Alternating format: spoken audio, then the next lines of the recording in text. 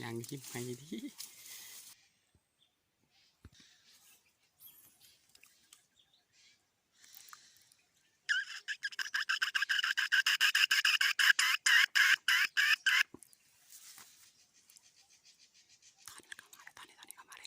เคลียร์มาแล้ว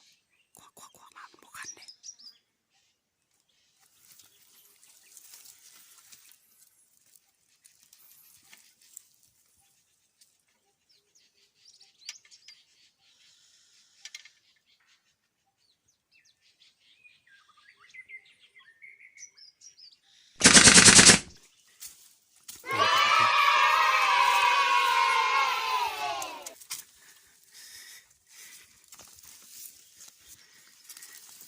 ตอนนี้เสียงก้อยมัน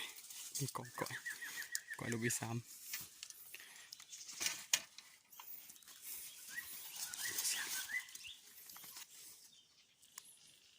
Power off นี่โอ้พระเจ้าจอร์ดมันยอดมาก โขงพี่น้องขันไก่โขงนี่มักไก่โขงนี่เงาแต่ก่อนเนี่ยบริไก่เด้ตัวแม่อยู่ทั้งขางบ่ถือตัวแม่น้ำ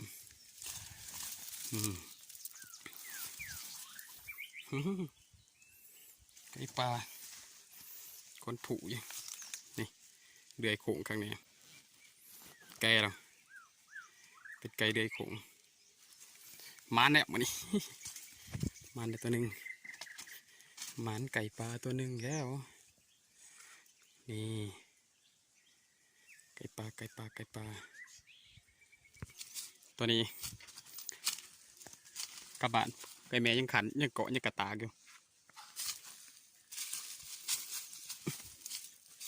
ไก่แม่กระตากหาตัวผู้